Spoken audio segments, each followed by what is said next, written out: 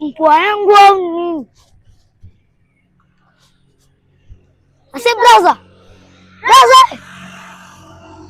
Brother unakuja kwenye kiwanja chetu hapo.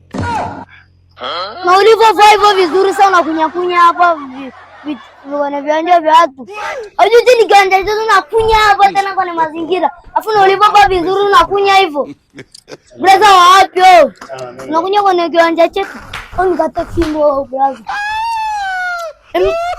Kalambi ale maji. Nachafua mazingira kiwanja chenu hichi. Kiwanja chetu.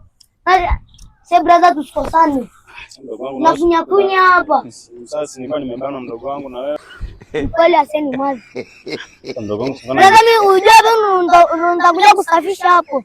Nakunya kwenye mazingira watu. Hapa si ni vichakani tu. Au toela chapo hapo, tosa sampa. Sampa za nini mdogo wangu? Tosa sampa. Za nini?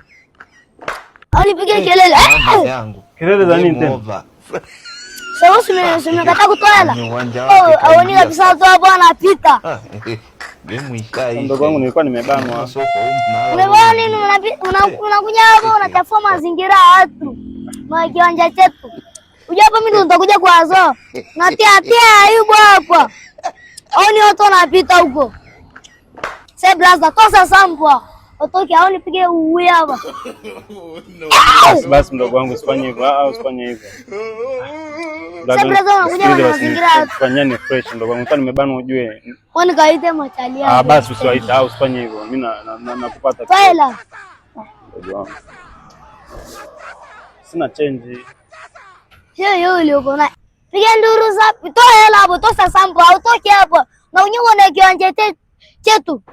Hao ni mavi kweli. Unakunya tu. Basi mdogo wangu. Sasa brother. Au nitoa shikaje hapa nipige nduru. Basi Aisha mdogo wangu. Nipige nduru ase brother. Sikilize basi Aisha basi mdogo wangu. Sasa brother sifanye utani hapo. Unakunya kwenye kiwanja chetu. Kwani kaite sama chali. Mtoto naye jao basi kaa kimya. Nipige nduru. Tulia basi na wewe mwanangu. Mbona unakuwa hivyo? Sasa ila chapu hapo. Mpaka ndo mtia aibu basi. Nitachoma mavi moto. Mtoto kweli jao kweli.